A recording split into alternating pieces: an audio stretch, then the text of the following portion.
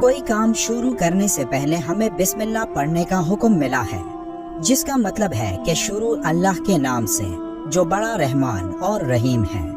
قرآن پاک میں ہر سورت کا آغاز بسم اللہ سے ہوتا ہے، لیکن سورہ توبہ وہ واحد سورت ہے جس کے آغاز میں بسم اللہ نہیں۔ قرآن کے کسی بھی حصے کی تلاوت کرنے سے پہلے بسم اللہ پڑھنا لازم ہے، کیونکہ بسم اللہ کے بغیر کوئی سورت یا کوئی آیت پڑھنے سے ایک انسان اس بڑی فضیلت سے محروم ہو جاتا ہے جو قرآن کی ان آیات کی تلاوت کرنے سے اس کو حاصل ہوتی ہے۔ لیکن سورہ توبہ کو بسم اللہ کے بغیر تلاوت کرنے کے پیچھے کون سا بڑا راز ہے؟ اس ویڈیو میں ہم اس راز کو جاننے کی کوشش کریں گے۔ سورہ توبہ قرآن مجید کی 9ویں سورت ہے جو 129 آیات اور 16 رکوع پر مشتمل ہے۔ قرآن کی باقی سورتوں کی طرح سورہ توبہ میں بھی ایسے گہرے راز موجود ہیں جنہیں اگر ایک انسان نے جان لیا تو یقیناً اس نے کامیابی حاصل کر لی۔ لیکن سورہ توبہ اور قرآن کی باقی تمام سورتوں میں ایک واضح فرق یہ ہے کہ اس کے آغاز میں بسم اللہ نہیں ہے۔ یہ سورت 2 ناموں سے مشہور ہے، ایک التوبہ اور دوسرا البراء۔ توبہ اس لحاظ سے کہ اس میں ایک جگہ بعض اہل ایمان کے قصوروں کی معافی کا ذکر ہے، اور برات اس لحاظ سے کہ اس کے آغاز میں مشرکین سے بری الذمہ ہونے کا اعلان ہے۔ توبہ کا مطلب گناہوں کی تاریکیوں سے خود کو روشنی کی طرف لانا ہے، وہ روشنی جس میں اللہ کا خاص انعام ایک انسان کے لیے موجود ہوتا ہے، اور جس کو توبہ کرنے کی طاقت ملے تو اصل میں وہی شخص کامیاب ہوتا ہے، بشرط یہ کہ وہ اپنی توبہ پر مرتے دم تک قائم رہے۔ نفس کے خلاف جنگ کرنے کو اللہ کے رسول نے سب سے بڑا جہاد قرار دیا ہے، کیونکہ نفس کے خلاف کوشش دنیا میں سب سے مشکل کام ہوتا ہے، اور جو نفس کو قابو کرنے میں کامیاب رہا تو پھر اسے دنیا کی کوئی طاقت اللہ کے احکاموں کی تکمیل سے نہیں روک سکتی۔ جو لوگ گناہ کے بعد ندامت محسوس کرتے ہیں اور اس گناہ کے بعد وہ اس طرح بے چین ہونے لگتے ہیں جیسے کہ یہ پوری دنیا ان پر تنگ ہو گئی ہے، تو تب وہ اللہ سے جب اپنی گناہ کی معافی طلب کرتا ہے تو اللہ اس کی توبہ قبول کرتا ہے۔ اس حالت کو سورہ توبہ میں نہایت خوبصورتی سے بیان کیا گیا ہے، جس کی ایک آیت میں ان 3 افراد کا ذکر ہے جو حضرت محمد صلی اللہ علیہ وآلہ وسلم کے ساتھ غزوہ تبوک میں شدید گرمی اور کٹھن سفر کی وجہ سے شریک نہیں ہوئے تھے۔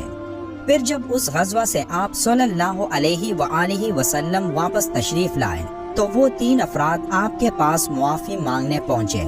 تو آپ نے ان سے بات کرنے سے انکار کر دیا، یہاں تک کہ ان کے خاندان والوں نے بھی ان کے ساتھ بول چال بند کر دی۔ پھر سورہ توبہ کی آیت 118 میں اللہ کا ارشاد ہوا، اور ان تینوں پر بھی جن کا معاملہ ملتوی کیا گیا،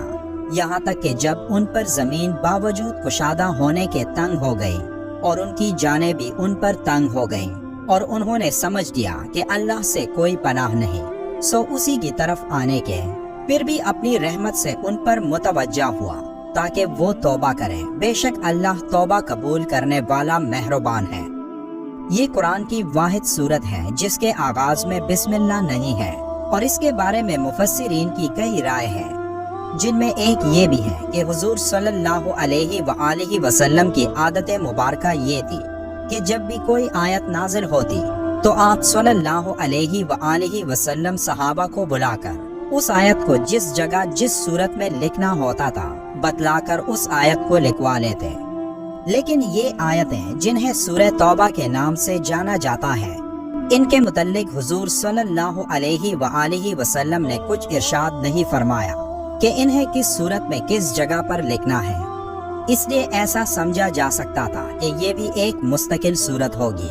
تاہم سورہ انفال کی آخری اور سورہ توبہ کی ابتدائی آیات کے مضامین میں مناسبت پائی جاتی ہے۔ دونوں صورتوں میں مناسبت کی وجہ سے سورہ توبہ کو سورہ انفال کے بعد رکھا گیا۔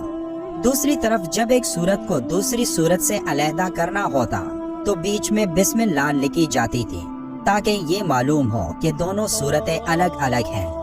لیکن سورہ توبہ کے شروع میں بسم اللہ لکھوائی نہیں گئی تاکہ پہلی والی صورت کے ساتھ اس کا تعلق ہونا سمجھ میں آئے، اور چونکہ یہ بات واضح نہیں تھی کہ سورہ توبہ الگ صورت ہے या सूरह अनफाल ही का जुज है। इसलिए दोनों पहलुओं को मद्देनजर रखते हुए जब हजरत उस्मान रज़ियल्लाहु ताला अन्हु ने कुरान को जमा किया तो इस सूरत के शुरू में बिस्मिल्लाह नहीं लिखी गई और अगली सूरत से इसको अलग बताया गया ताकि दोनों सूरतों को एक ही नाम समझ लिया जाए। इसके अलावा सूरह तौबा का मौजू अल्लाह ताला का अरब के मुशरिकीन और यहूदो नस्वारा पर अजाब है।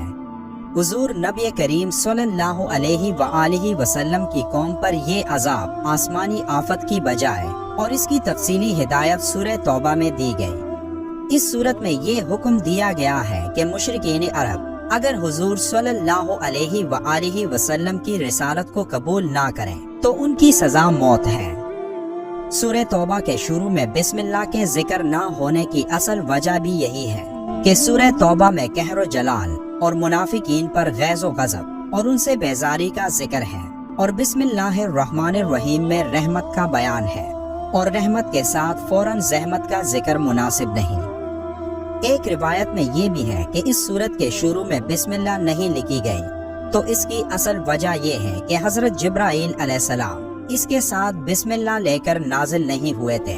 और नबी करीम सल्लल्लाहु अलैहि वसल्लम ने भी बिस्मिल्लाह लिखने से मना फरमाया था।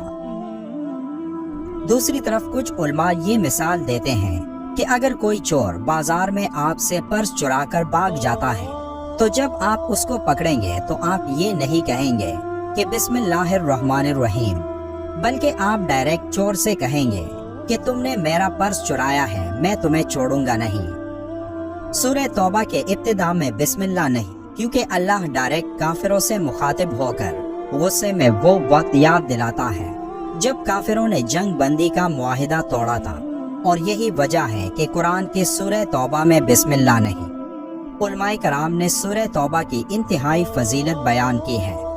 जो कोई सूरह तौबा की तिलावत करेगा तो वो जालिम के जुल्म से महफूज रहेगा